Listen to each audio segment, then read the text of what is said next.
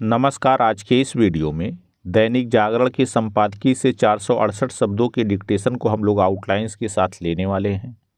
अगर आपको इस डिक्टेशन के आउटलाइंस की ज़रूरत है तो आप हमारे शॉर्ट हैंड टीम ऐप को प्ले स्टोर से डाउनलोड कर सकते हैं, और अगर आपको इस डिक्टेशन की PDF की ज़रूरत है तो आप हमारे टेलीग्राम ग्रुप को ज्वाइन कर लें। लिंक इसी वीडियो के ठीक नीचे डिस्क्रिप्शन बॉक्स में आपको मिल जाएगा। इस डिक्टेशन को हम लोग 3 अलग अलग स्पीड में लेंगे। पहली बार में 70 की स्पीड में, दूसरी बार में 80 की स्पीड में, तो तीसरी और आखिरी बार में इसी डिक्टेशन को हम लोग 90 की स्पीड में लेने वाले हैं। तो 70 की स्पीड में आपका डिक्टेशन स्टार्ट होगा 5 सेकेंड के बाद। तब तक के लिए आप रेडी रहें।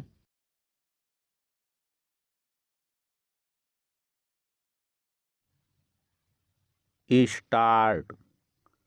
आम चुनाव के पहले पंजाब से शुरू हुआ किसान आंदोलन कई सवाल खड़े करता है।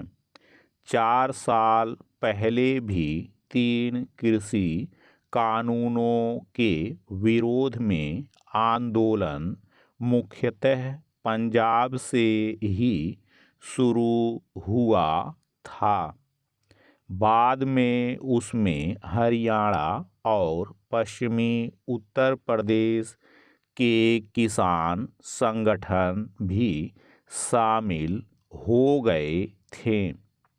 यह समझना कठिन है कि जो किसान देश में सबसे समृद्ध माने जाते हैं और जो न्यूनतम समर्थन मूल्य का सबसे अधिक लाभ उठाते हैं, वे ही बार बार आंदोलन का सहारा क्यों लेते हैं।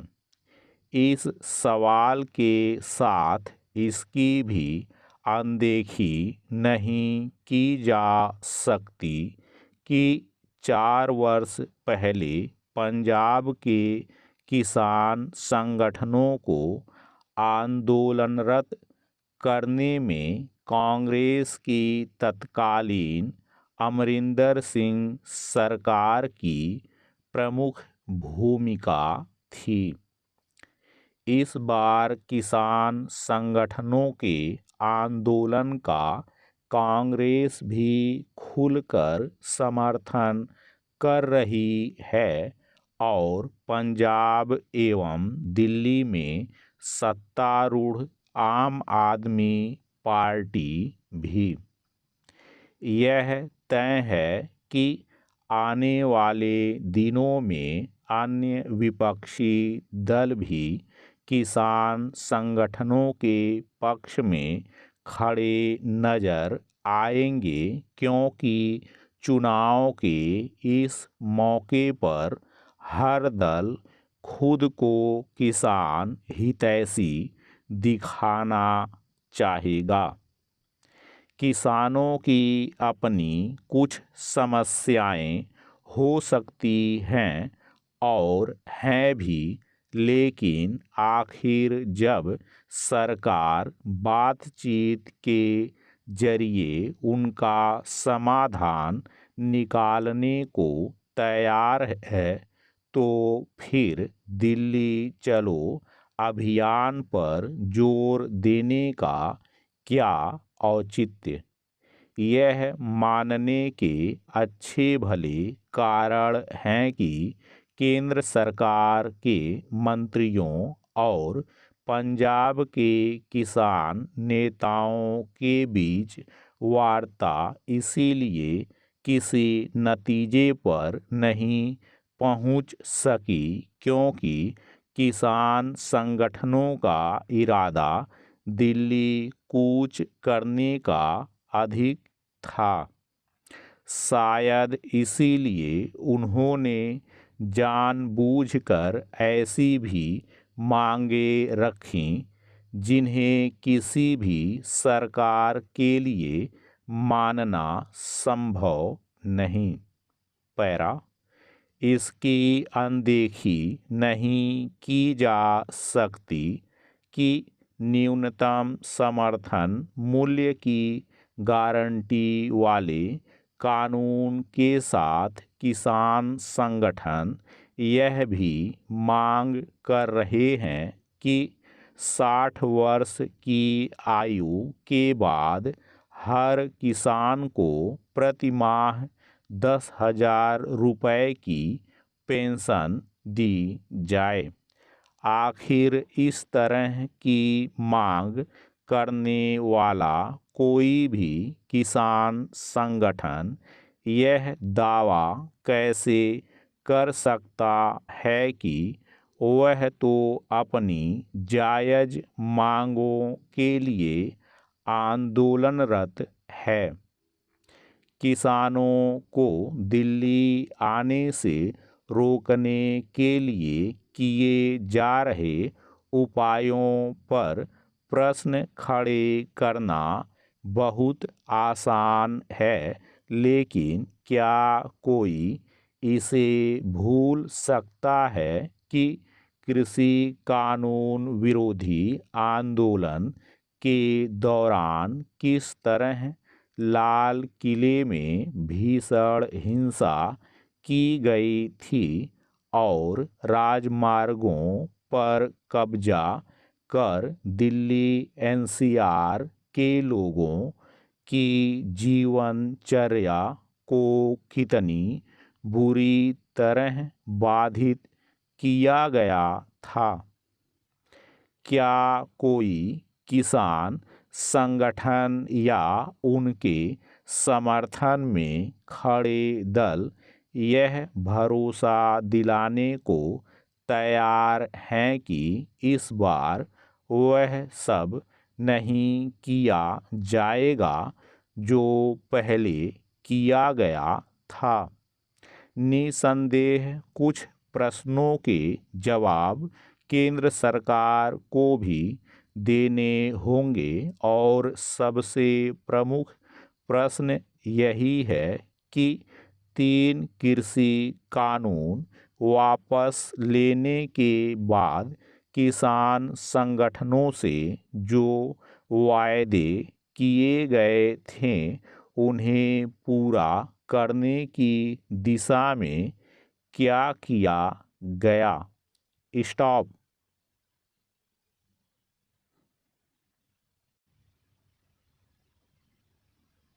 दोस्तों, इसी डिक्टेशन को दूसरी बार में हम लोग 80 की स्पीड में लेंगे और आपका समय स्टार्ट होगा 5 सेकेंड के बाद। तब तक के लिए आप रेडी रहें।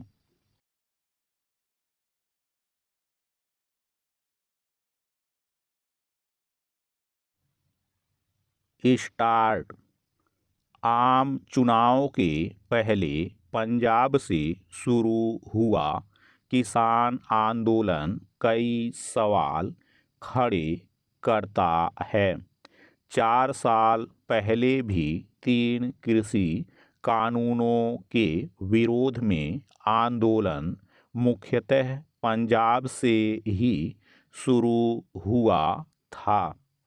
बाद में उसमें हरियाणा और पश्चिमी उत्तर प्रदेश के किसान संगठन भी शामिल हो गए थे। यह समझना कठिन है कि जो किसान देश में सबसे समृद्ध माने जाते हैं और जो न्यूनतम समर्थन मूल्य का सबसे अधिक लाभ उठाते हैं, वे ही बार बार आंदोलन का सहारा क्यों लेते हैं? इस सवाल के साथ इसकी भी अनदेखी नहीं की जा सकती कि 4 वर्ष पहले पंजाब के किसान संगठनों को आंदोलनरत करने में कांग्रेस की तत्कालीन अमरिंदर सिंह सरकार की प्रमुख भूमिका थी। इस बार किसान संगठनों के आंदोलन का कांग्रेस भी खुलकर समर्थन कर रही है और पंजाब एवं दिल्ली में सत्तारूढ़ आम आदमी पार्टी भी। यह तय है कि आने वाले दिनों में अन्य विपक्षी दल भी किसान संगठनों के पक्ष में खड़े नजर आएंगे, क्योंकि चुनाव के इस मौके पर हर दल खुद को किसान हितैषी दिखाना चाहेगा।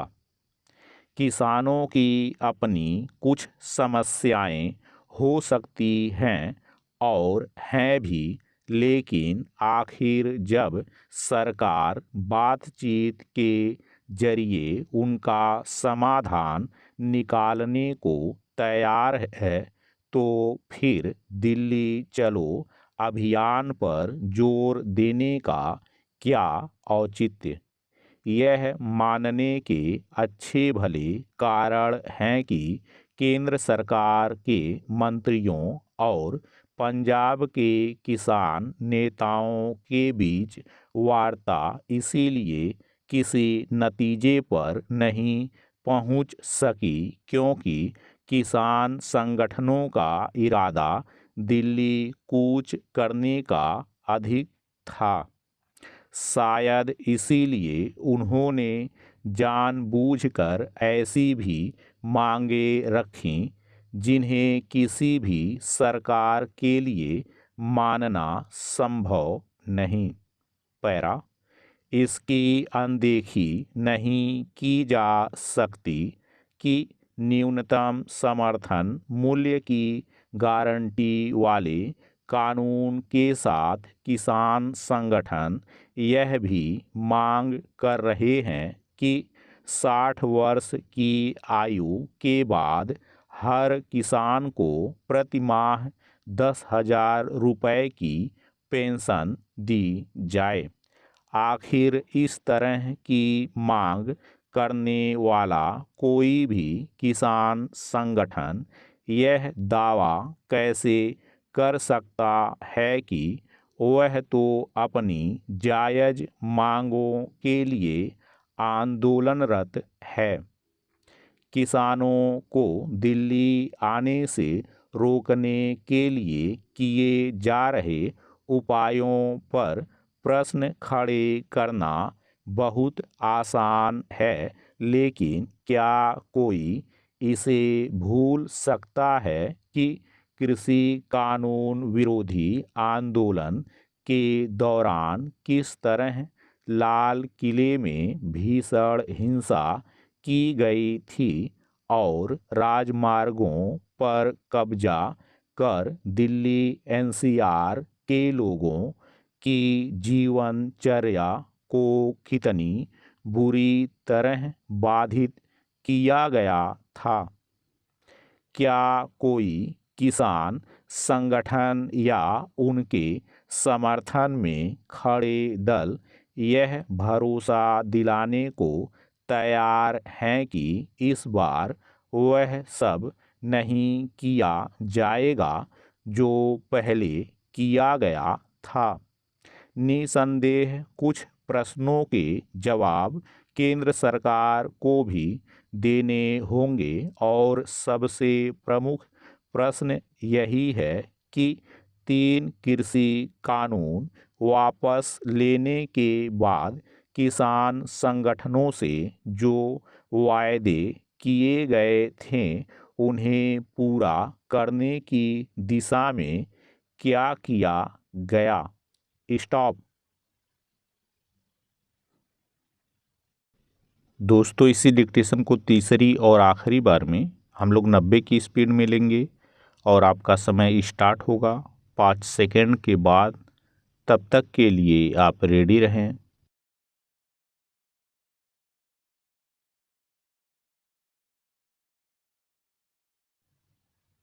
स्टार्ट। आम चुनाव के पहले पंजाब से शुरू हुआ किसान आंदोलन कई सवाल खड़े करता है। 4 साल पहले भी 3 कृषि कानूनों के विरोध में आंदोलन मुख्यतः पंजाब से ही शुरू हुआ था। बाद में उसमें हरियाणा और पश्चिमी उत्तर प्रदेश के किसान संगठन भी शामिल हो गए थे। यह समझना कठिन है कि जो किसान देश में सबसे समृद्ध माने जाते हैं और जो न्यूनतम समर्थन मूल्य का सबसे अधिक लाभ उठाते हैं, वे ही बार बार आंदोलन का सहारा क्यों लेते हैं। इस सवाल के साथ इसकी भी अनदेखी नहीं की जा सकती कि 4 वर्ष पहले पंजाब के किसान संगठनों को आंदोलनरत करने में कांग्रेस की तत्कालीन अमरिंदर सिंह सरकार की प्रमुख भूमिका थी। इस बार किसान संगठनों के आंदोलन का कांग्रेस भी खुलकर समर्थन कर रही है और पंजाब एवं दिल्ली में सत्तारूढ़ आम आदमी पार्टी भी। यह तय है कि आने वाले दिनों में अन्य विपक्षी दल भी किसान संगठनों के पक्ष में खड़े नजर आएंगे, क्योंकि चुनाव के इस मौके पर हर दल खुद को किसान हितैषी दिखाना चाहेगा। किसानों की अपनी कुछ समस्याएं हो सकती हैं और हैं भी, लेकिन आखिर जब सरकार बातचीत के जरिए उनका समाधान निकालने को तैयार है, तो फिर दिल्ली चलो अभियान पर जोर देने का क्या औचित्य। यह मानने के अच्छे भले कारण हैं कि केंद्र सरकार के मंत्रियों और पंजाब के किसान नेताओं के बीच वार्ता इसीलिए किसी नतीजे पर नहीं पहुंच सकी क्योंकि किसान संगठनों का इरादा दिल्ली कूच करने का अधिक था। शायद इसीलिए उन्होंने जानबूझकर ऐसी भी मांगें रखीं जिन्हें किसी भी सरकार के लिए मानना संभव नहीं। पैरा इसकी अनदेखी नहीं की जा सकती कि न्यूनतम समर्थन मूल्य की गारंटी वाले कानून के साथ किसान संगठन यह भी मांग कर रहे हैं कि 60 वर्ष की आयु के बाद हर किसान को प्रति माह 10,000 रुपये की पेंशन दी जाए। आखिर इस तरह की मांग करने वाला कोई भी किसान संगठन यह दावा कैसे कर सकता है कि वह तो अपनी जायज़ मांगों के लिए आंदोलनरत है।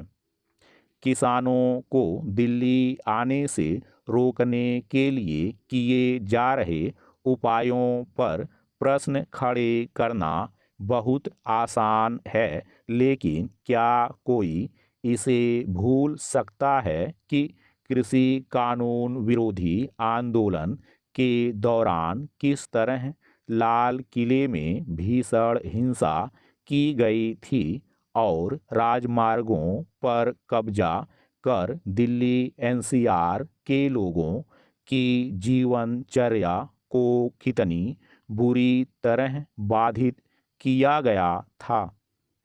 क्या कोई किसान संगठन या उनके समर्थन में खड़े दल यह भरोसा दिलाने को तैयार हैं कि इस बार वह सब नहीं किया जाएगा जो पहले किया गया था। निसंदेह कुछ प्रश्नों के जवाब केंद्र सरकार को भी देने होंगे और सबसे प्रमुख प्रश्न यही है कि 3 कृषि कानून वापस लेने के बाद किसान संगठनों से जो वायदे किए गए थे उन्हें पूरा करने की दिशा में क्या किया गया। स्टॉप।